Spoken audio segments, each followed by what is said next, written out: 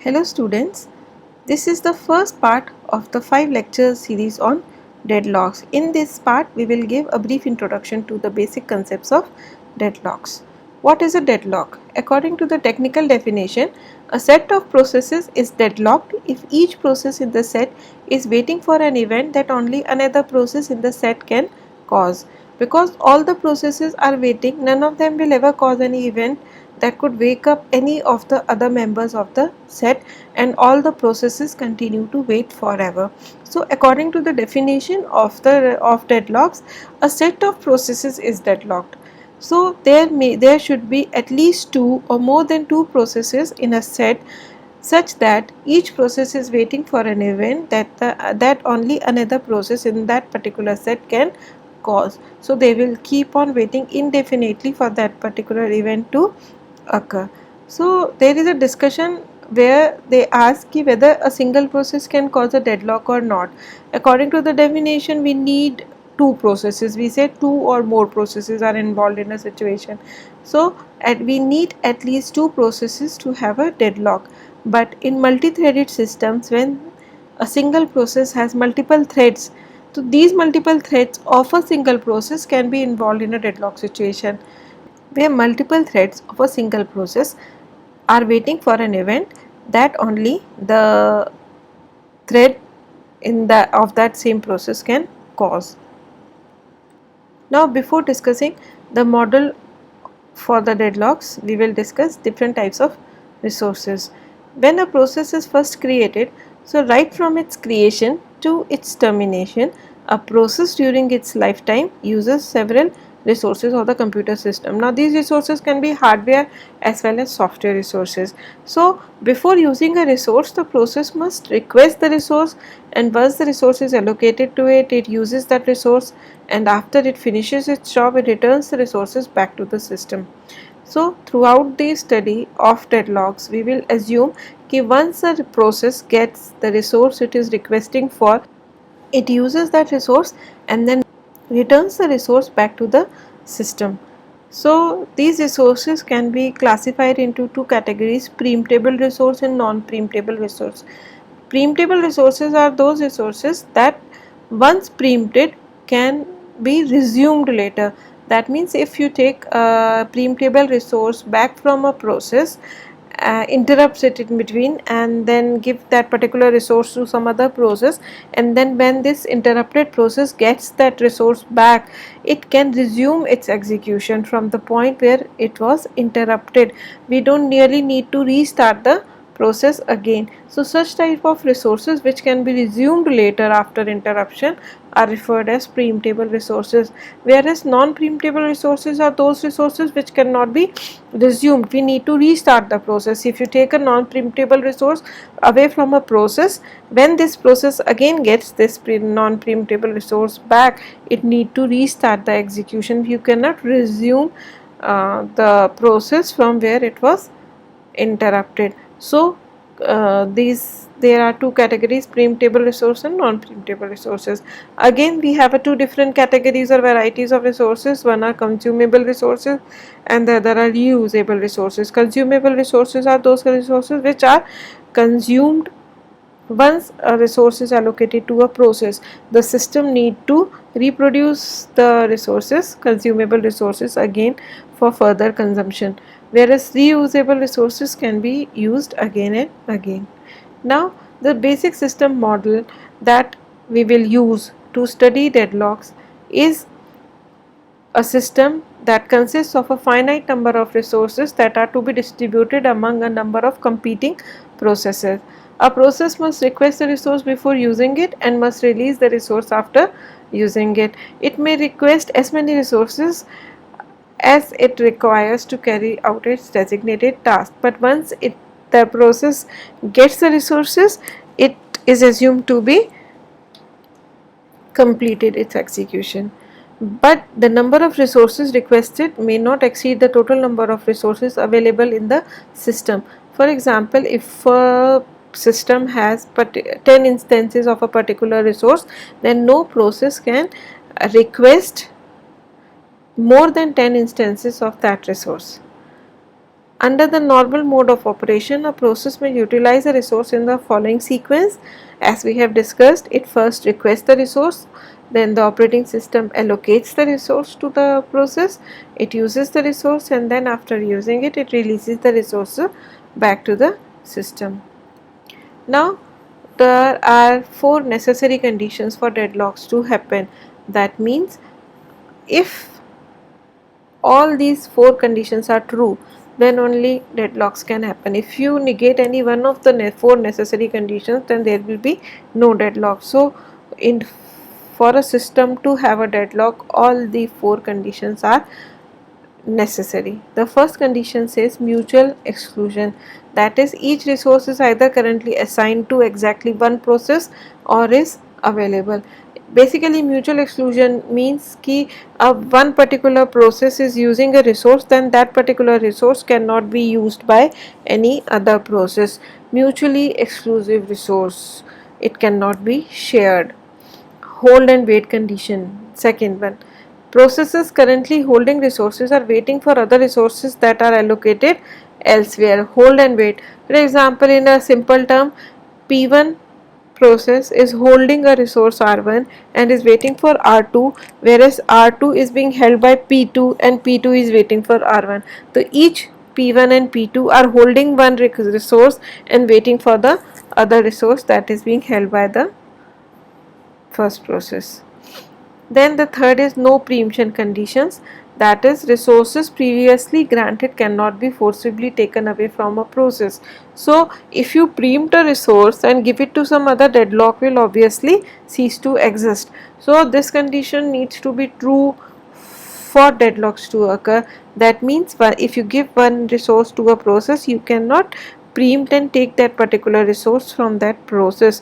It will be up to the process to use that resource and release on its own. Then we have a circular wait condition, that is an extension of hold and wait condition.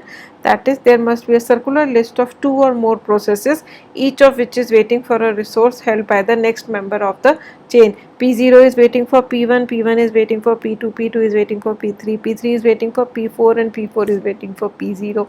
So there is a chain of processes, each one waiting for an event that the process next in the chain will cause.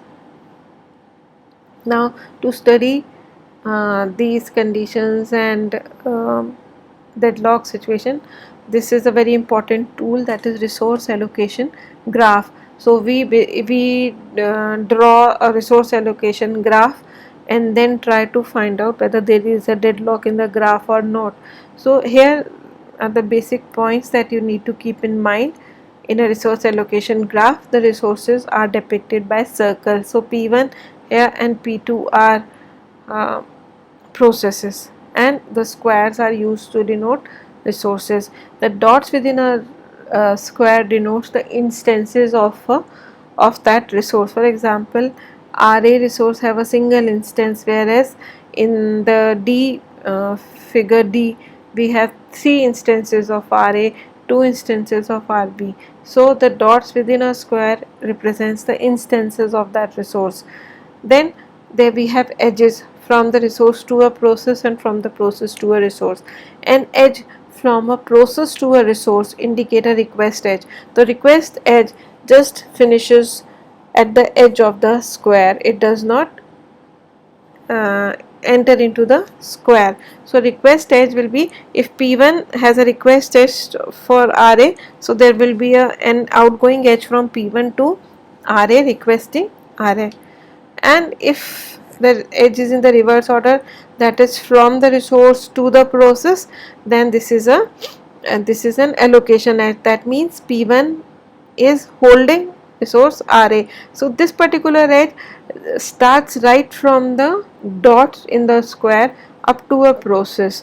So it is basically, it starts within the square from the dot to the process. So this depicts that particular resource is held by a process. So an edge towards the process from the resource is the allocation edge, and the an edge from the process to a resource, that is from a circle to a square, is a request edge. Now The figure C is depicting a circular wait condition where P1 is requesting resource RA that is being held by P2, and P2 is requesting a resource RB that is being held by P1. Similarly, in this case there are three instances of RA, so two instances are free here and the one instance of RA is allocated to P2, and here resource RB is having two instances where one instance is allocated to P1 and P2 is requesting one instance of RB. So it can be shown that if a graph contains cycle, then there is a deadlock in the situation, but if there is no cycle in a graph, then no process in the system is deadlocked. So we can detect a cycle in a resource allocation graph to detect whether the system suffers from deadlock or not. There is a very important theorem that is asked many times in exams, that says prove that presence of a cycle is a necessary and sufficient condition to detect deadlock in a resource allocation graph of single instance of each resource, but it does not necessarily indicate a deadlock in a resource allocation graph of multiple instances of each resource. You can rephrase it again in a different manner, which says कि presence of a cycle is necessary and sufficient condition to detect deadlock in a resource RAG of single instance, whereas it is necessary but it is not sufficient to indicate a deadlock in a RAG of multiple instances of each resource. So this particular theorem can be very easily explained with the help of these diagrams, where in the first C part we have single instance of each resource. So P1 is waiting for RA is held by P2, P2 is waiting for RB is held by P1. So there is a cycle here, P1 RA, P2 RB, and these two processes are involved and these two resources are involved in a deadlock. So presence of a cycle is necessary and sufficient condition. Now in the figure D, there is a cycle but there is no deadlock. How? P1 is waiting for a resource RA. There are two resources of RA free, so we can allocate one RA to P1. So now P1 will have one RA and it is already holding one RB. It is not, there is no outgoing edge now from P1. So P1 can finish its execution. Similarly, P2 is holding RA and it is requesting RB. We have one instance of RB free, so it can be allocated to P2 and P2 can also finish its execution.